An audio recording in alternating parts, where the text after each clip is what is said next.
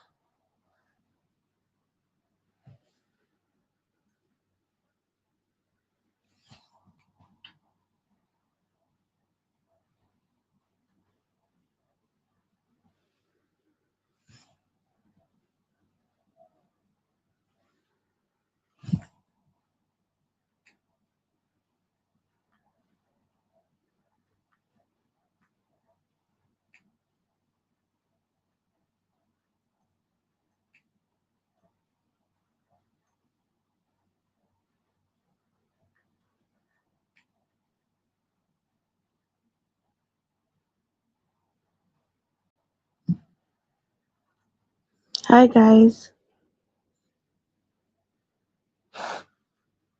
hi guys,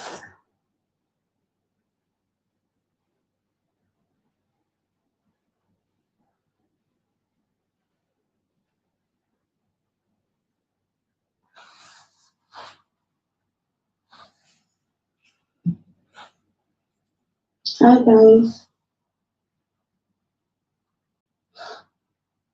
hi guys. Okay, hello everyone. Um, this is my first stream.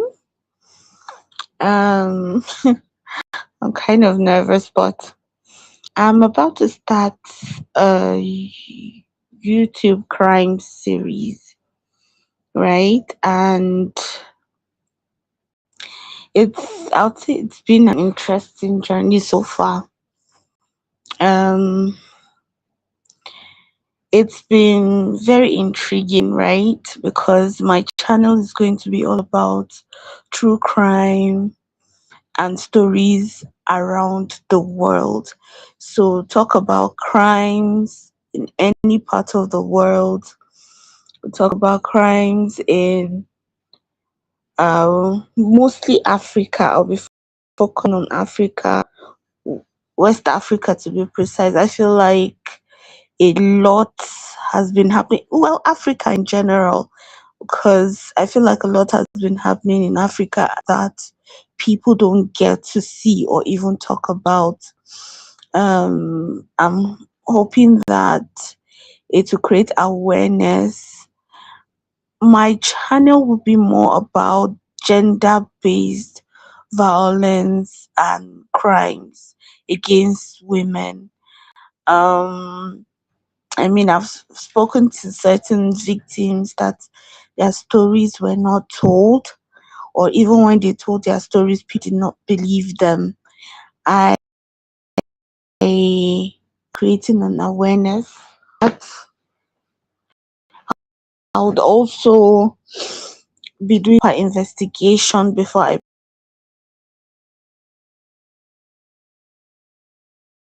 post any video. Of entertain, but honestly speaking, my niche is, yes, it's still entertainment, but tilting towards true crime. Even as a kid, I've always been fascinated with or by go through, and yeah, you may say you may never experience it, and it's my prayer that nobody experiences it, but people that are no longer with us, that lost their lives in very sad ways, are still related to people, right? They're related to people that you may know. They are related to people that you love. They're related to people that you just don't know. Life is life is very very um interesting or sad, as you may know. Not everybody gets to experience or see life from your view, and it's going to be very interesting. I'm putting in a lot of work to see that this is a success. um I'm trying to see. I want to post a couple of videos here so you people can see and have an idea of what to expect. I'm very, very intrigued by life. I'm intrigued by true crime. Sadly, these things happen in real life. These are things that people go through. I'm hoping that this would be a platform for people to share their stories. And in the long run, I intend to work with guidance counselors to see how we can help these people that have been um, through, these things that we were going to be talking about. Um, yeah, so hopefully this serves as, you know, a blessing in the long run. We hope that by digging deep, we can even help the authorities, to solve cold cases. I'm actually really fascinated by the cold cases more than anything. Cases that seems like it will never be solved. Maybe somebody has gotten away with their crimes and all, but yeah, we get to see how this works. It's my first time. I hope later on to build a community around this as well. And basically just give back. I'm really, really, I can't wait for what's to come. Um, yeah, so I'll start with the particular story that I covered a while ago. It was a YouTube short. Maybe if you have the time, you can watch it. It's on my page. Please go to my page, and you can watch the video. Subscribe, because I'll be dropping really intriguing stories. One of such stories was the story of Oluwabamishe. Oluwabamishe was a 22-year-old girl. Um, Oluwabamishe was 22. She was just a regular girl in Lagos. She was from Ogun State, and she was at the time a fashion designer, what most of us in Nigeria call a tailor or a seamstress, just trying to make ends meet.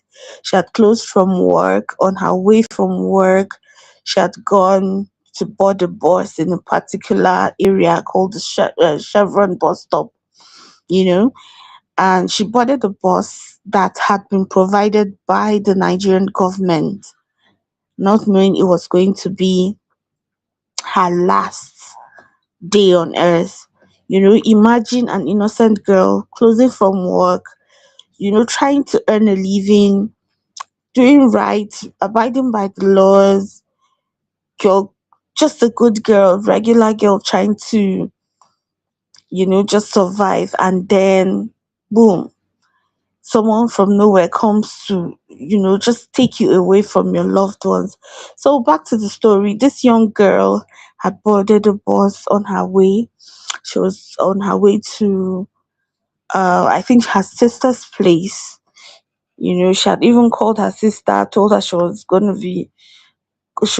coming home, and so when she boarded this bus, the BRT bus, she just noticed it was unusually dark. She noticed that something was off from the get-go. She was the only female, and there were some other guys in the bus, or on the bus as well, but the driver, and then some guys, in front, and then she was the only person at the back. And yeah, she noticed something was off, but like many of us, we just feel, oh, um nothing can go wrong. What can go wrong?